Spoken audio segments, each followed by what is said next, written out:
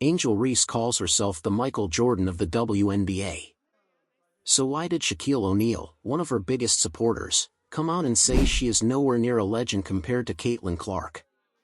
And why did he claim that Sophie Cunningham, a player who was not even selected for the All-Star game, is more marketable than Angel Reese? Shaq runs Reebok's basketball division. When the person signing the check starts questioning your game, it is no longer just a bad week. It becomes a serious problem. Today, we're breaking down exactly what happened during the WNBA All-Star weekend in Chicago, revealing what Shaq said that put Caitlin Clark and Sophie Cunningham ahead of Angel Reese and why those comments could put Reese's Reebok deal at risk. Are you Team Caitlin and Team Sophie, or are you Team Angel Reese? Let me know in the comments below. That one, as Clark went for the steal on Angel Reese. Asia Wilson getting the ball and then saying, hey, I wasn't even trying to there. Angel Wilson and Angel Reese hugging, laughing about it. Oh, and now Angel goes down. Oh, no, Angel goes down now. And Angel Wilson has to pick her up. What a fun interaction there between Angel Reese and... Let's talk about the sequence that summed up Angel Reese's entire weekend. She was wide open under the basket with nobody within 3 feet of her, yet she still could not get the ball to fall. There was no defender in her face, no real contest, just an easy shot at the rim that bounced off and rolled away. By Saturday night, that clip had already spread across almost every basketball page online. Then things got even worse. On the very next possession, A'ja Wilson blocked her shot without even leaving the ground. She simply stayed in position, kept her hands up, and still got a piece of the ball. Reese tried to get back on defense but ended up tripping over Wilson's foot and fell to the floor while Wilson barely had to move. 3 straight plays against one opponent, and Reese looked completely out of rhythm on every one of them. What made the footage so tough to watch was not just the missed shots, but everything that happened afterward. Reese's shoulders dropped, she did not sprint back on defense, and the frustration on her face said more than any box score ever could.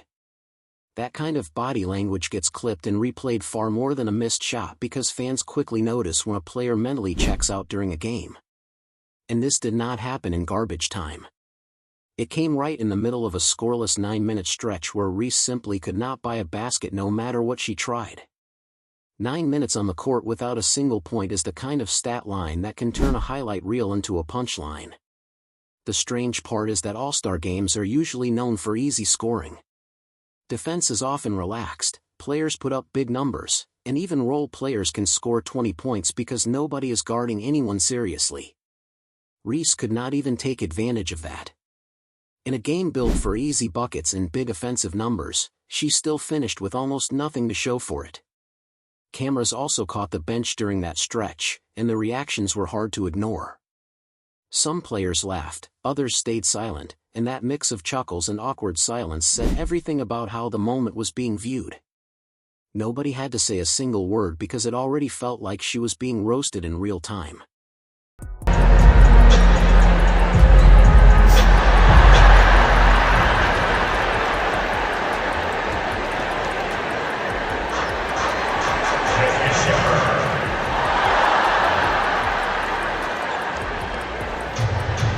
Social media took care of the rest.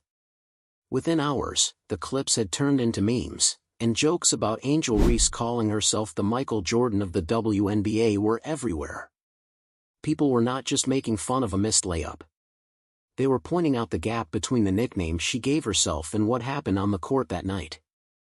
None of it happened on its own either. It became part of a weekend filled with moments like this, with one embarrassing situation following another. The box score showed 0 points in 9 minutes during an exhibition game where scoring usually comes easily. And if you thought that was the lowest point of the weekend, just wait until we go back to the day before, when Reese was hit with a brutal snub during practice. I want to ask about 2 moments. Have you ever blocked a shot that you didn't mean to block? Right. Angel was not supposed to do that. I was trying to get out of the way. I do not like to block shots during All-Star games because what am I doing? So yeah, no, I've never had that happen to me, and I'm so sorry. So Barack Obama walked into the WNBA All-Star practice, and every player in the gym immediately stood a little taller. This was a former U.S. president, someone who could have stopped to greet anyone in the room, and every All-Star knew how special that moment was. As soon as he walked in, all eyes were on him, waiting to see who he would speak to first. He walked straight past Angel Reese and went directly to Caitlin Clark. He did not stop, did not look Reese's way, and simply moved through the room with a clear destination in mind. Clark received the handshake, the conversation, and the attention of a former president right in front of her fellow players, while Reese stood just a few feet away watching it all unfold. It's so funny because when my plane was landing yesterday, he was right next to my plane too, and he was like, they were like VIP, nobody can get off the plane. I'm like, well, we VIP too, and they said Obama. I was like, oh, okay. Obama told Caitlin Clark not to let all the noise get to her and to hold on to her joy through everything. Think about that for a moment. A former president of the United States was giving Caitlin Clark personal advice on handling pressure in a gym full of all-stars, where many players would have loved just 30 seconds of his time. That is what made this moment stand out. Obama was not just another celebrity walking through the building. He is one of the most recognizable people in the world. The fact that he chose to speak directly with Clark in a room full of talented players sent a clear message. He was not there to greet everyone the same way. He chose one player to connect with, and it was not the player calling herself the Michael Jordan of the WNBA. Now picture the contrast. Clark was receiving personal advice from a former president about staying positive and rising above the pressure, while Angel Reese stood off to the side without any interaction at all, not even a simple acknowledgement. That kind of moment does not need an explanation. The cameras captured it, and within minutes, social media took over. This is where the bigger discussion around Reese starts to make more sense. It is not just some fans who seem distant toward her. At times, it also appears that some people around the league and certain public figures view her differently. Missing an easy layup is one thing, but being passed over by a former president in front of everyone you play with creates a very different kind of moment, one that shapes how people interpret your public image.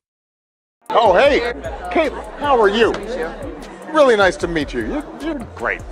You're fantastic. Thank you. Don't let all this nonsense get you down. Crazy. I appreciate it. Yeah, you know, I always say one of the things that was luckiest for me was I didn't get famous till I was like 45. So I was an old man. I mean, you're my daughter's age. They're not to have that much, burden and nonsense. The clip spread across social media quickly, and the reactions were far from kind. People noticed that Obama did not even look in Angel Reese's direction. Soon, comparisons between that moment and Caitlin Clark's interaction with him started appearing alongside the missed layup clip from the day before. 2 difficult moments in 2 days, both captured on camera and both spreading across the internet at lightning speed. But that was not even the end of it. The sneaker story had not happened yet, and what unfolded there made the Obama moment seem almost minor by comparison. Once the All-Stars started lining up to ask about Caitlin Clark's new CC1s, Reese was about to face another embarrassing moment, this time with her own teammates. Caitlin Clark's new CC1s had not even been released yet, but players were already eager to get a pair. Teammates gathered around her locker asking when they could get their hands on the shoes. And it was not just role players showing interest. Courtney Williams wanted a pair. Natasha Howard wanted a pair. Jonquil Jones was right there as well, asking Clark about her new signature shoes. So don't lose that joy. The game's like the game. And you're a hooper. And you I try, sometimes. No, you always hoop. Thanks. And you're on a nice little run right now. Yeah, we are. Yeah. You mind if I get a picture? Yeah, come on. Ready? Come on. So cute. Wait, guys, get in with me too. Come on. Nice to meet you. Come on. Think about that for a second. Jonquil Jones had just been named the MVP of the entire All-Star game, recognized by the league as the best player on the court that weekend, yet she was asking for Caitlin Clark's sneakers instead of promoting the shoes from the brand that already sponsors her. That is not a small detail. When the MVP of the game wants someone else's signature shoe more than the gear she is already paid to wear, it says a lot about which sneakers players are truly excited to put on their feet. Hey. And I'm wearing these tonight. I'm putting mine on right now. I made a call to the president. And y'all see what happened. Thank you. Oh, give me a hug, girlie. We love you. I think we're all the same size. Hell yeah. We love the president. We love the president. Look at these. You're the second player to ever play in them after this other young girl. But yeah. For real? Yeah. And I'm about to wear these right now too. Tonight. Yeah, put yours. That's why I said blue. And they go my fit. Courtney's gonna make shots from 40 tonight. Okay, you need to hold it down, bro. I'm wearing these tonight. Stop playing. But hey, man. Thank you. Appreciate it. And Angel Reese was standing there the entire time. She was not across the room or busy doing an interview. She was right in the middle of it as her fellow All-Stars gathered around Caitlin Clark, asking about her new signature shoes. Reese then offered her own shoe line, saying she had a pair she could give them as well. She mentioned it almost like an afterthought while everyone remained focused on Clark. Nobody accepted the offer. Nobody really responded at all. Her comment was simply left hanging while the line of players interested in Clark's shoes kept growing. That silence is what made the clip spread so quickly online. On one side, you had a player surrounded by her peers, all hoping to get a pair of her shoes. Just a few feet away, another player offered her own shoes and received no response, not even a polite maybe. It was the kind of split-screen moment that did not need any explanation because the visuals told the entire story. Behind all of this is the business side of basketball. Nike backs Caitlin Clark's CC1, and Nike usually does not invest heavily in a signature shoe unless it believes the demand is already strong or growing rapidly. Reebok backs Angel Reese's shoe line, the same company that has been trying to make her one of the faces of its basketball brand since she turned professional. One signature shoe had players lining up to wear it. The other was offered to the same group of players and received no interest. Why do you think none of the All-Stars wanted Reese's shoes? Let me know your thoughts in the comments below, and don't forget to leave a like. Their feet.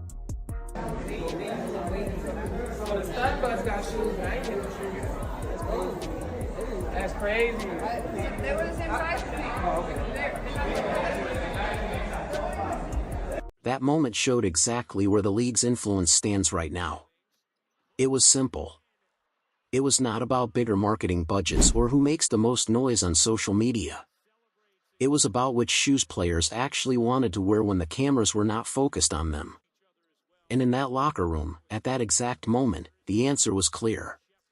None of that happened without the reason everyone was drawn to Caitlin Clark in the first place.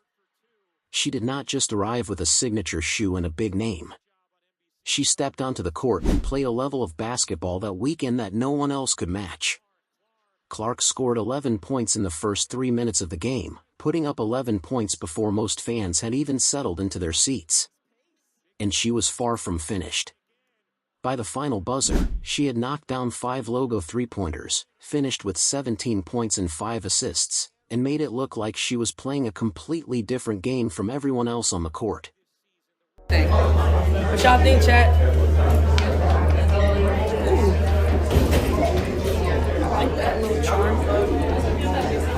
Yeah, What's the chat saying? Fire. Fire. Fire. Nice. They know what's going on. Me and Courtney twinning tonight. And then we got triplets on the bench. You said, dang, so really nobody got them. Like, these exclusive as hell. Yeah, it's just we all wear the same. So I had extras. I'm like, I gotta get you guys right. That's love, bro. You gonna sign them after the game? You want me to? I do. Right. Just don't sell them on eBay. No, hell, come on, girl. You crazy as hell. You crazy as hell. Probably like a couple M's, though. At least stand, you gotta get close, all right? The three-pointers were not just made shots. They came from well beyond the arc, the kind of range that forces defenders to step back, yet it still makes no difference because she is pulling up from 4 feet deeper anyway. And it was not only her shooting that stood out. Clark also brought real defensive intensity to a game where defense usually disappears. She contested shots, jumped into passing lanes, and stayed active while most players casually jogged back on defense out of habit. That is what made her performance so impressive. Most All-Stars treat this game like a celebration of the league, a chance to throw alley-oops, entertain the crowd, and ease off on both ends of the floor. Putting up points the way Clark did while also playing genuine defense is rare in an environment built more for highlights than competition because, for most players, that is exactly what All-Star Weekend is. It is a party with a scoreboard.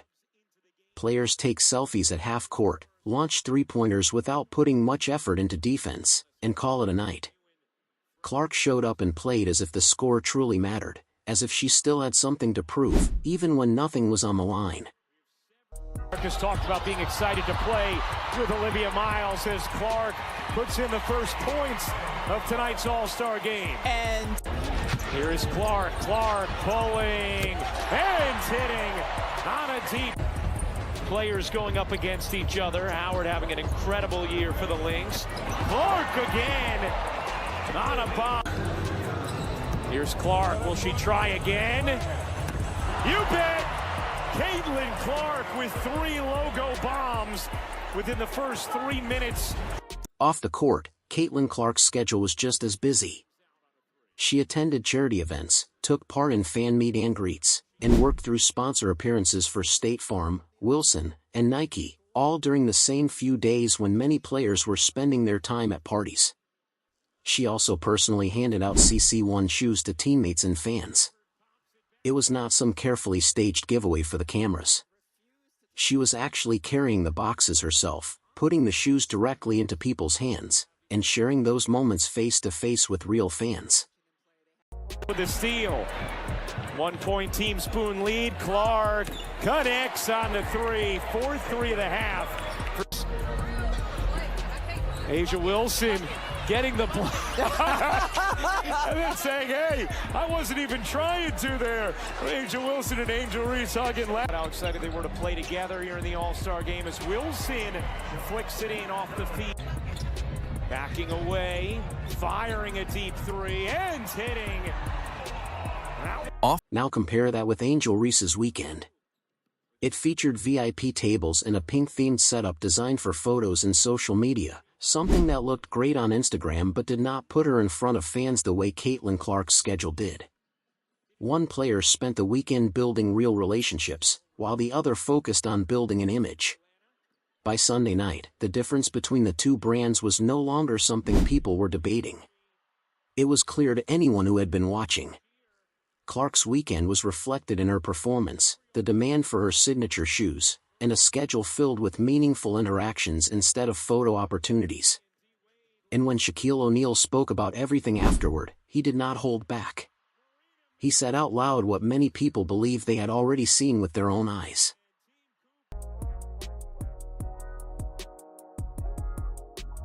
I'm excited, obviously these weekends are packed with a lot of different stuff, but you never take for granted a moment like this. It's so fun to share with everybody. I feel very authentic. I feel very real. I feel like they can feel like I was in their shoes at one point because I was. I lived their dream. I played every sport growing up. I played with the boys, and I didn't think it was any different. I get to live out my dream, and that's really special. And not everybody's going to end up being a WNBA player or a professional athlete, but hopefully you allow them to dream to be whatever they want to be in life, and I think that's a really impactful thing on young people. Shaquille O'Neal has been one of Angel Reese's biggest supporters ever since she entered the WNBA. He has featured her on his podcast, praised her rebounding ability, and spoken highly of her as one of the future faces of the league. So when he spoke after this All-Star weekend, many people expected him to continue supporting her the way he always had. Instead, they heard something very different. Shaq had watched the entire weekend unfold just like everyone else. He saw the scoreless 9-minute stretch, the block where Aya Wilson did not even have to leave the ground, Obama walking straight past Reese to speak with Caitlin Clark, and the moment when no one showed interest in her signature shoe. All of those moments happened within the same 3 days, and Shaq did not seem like the kind of person who was going to pretend he had not noticed. To have a Barbie is you got to be iconic. Yeah, you have to do some real things, and I knew it was going to take some time because there's so many great women that are Barbie dolls and they have their own doll, but I knew that's what I wanted, and I spoke that into existence. His opinion on Caitlin Clark changed completely. A few years ago, Shaq questioned whether she could handle the size and physical style of the WNBA. Now, he is calling her the real deal, with no hesitation and no qualifiers. That is a major change from someone who used to openly question her game whenever the topic came up. When Shaq goes from being a skeptic to giving full praise, it suggests that what he has seen on the court has genuinely changed his opinion, not just his talking points. Then came the comment that grabbed everyone's attention. Shaq said plainly that Angel Reese is not a legend, a statement that directly challenged her comparison of herself to Michael Jordan. You cannot call yourself the greatest of all time and then have Shaquille O'Neal, someone who has won championships and earned his place among basketball's legends, publicly say that you are not. That was not a subtle comment. It was a direct correction from someone whose opinion carries significant respect throughout the basketball world. Why do you think people love Caitlin Clark, besides her skills? She can shoot threes from logo. We never seen that before. That's my point. Steph Curry, a little kid. Like, Steph Curry, I love, you know why I love Steph Curry? Because I've never seen that before. Then Shaq brought up Sophie Cunningham, questioning why she was not even selected for the All-Star roster and suggesting that she deserved the spot instead of Angel Reese. Cunningham is not just another role player for the Indiana Fever. She has become one of the league's most marketable names while playing alongside Caitlin Clark, Aaliyah Boston, Kelsey Mitchell, and Lexi Hull on a team that is building something special. Shaq mentioning her by name while criticizing Reese was not random. It was a direct comparison of who he believes deserves the spotlight right now. And what makes this different from an ordinary opinion is Shaq's position. He runs Reebok's basketball division, and Reebok is the company that signed Angel Reese. So when the head of her own basketball brand publicly questions her game and her status as a legend while praising a Nike athlete and suggesting another player as a better All-Star choice, it becomes more than just a former player's opinion. It raises questions about the value of the company's investment. That is where the conversation moves beyond social media rumors and starts sounding like a real business discussion that could be happening behind closed doors at Reebok. When the executive leading your own basketball brand starts comparing you to a player who was not even in the All-Star game, it is no longer just internet gossip. It becomes a business concern that everyone can see.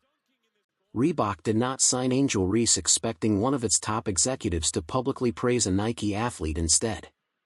Meanwhile, Caitlin Clark is healthy, the Indiana Fever have a strong core with Aaliyah Boston, Kelsey Mitchell, Lexi Hull, and Sophie Cunningham, and the team looks like a legitimate championship contender with Clark firmly in the MVP conversation. While one team continues building something special throughout the season, another player is left facing difficult questions from the very people backing her. Are you Team Caitlin and Team Sophie, or are you Team Angel Reese? Let me know your thoughts in the comments below. And if you enjoyed this video, be sure to like, subscribe, and turn on all notifications so you never miss our latest coverage, breaking stories, and top WNBA updates.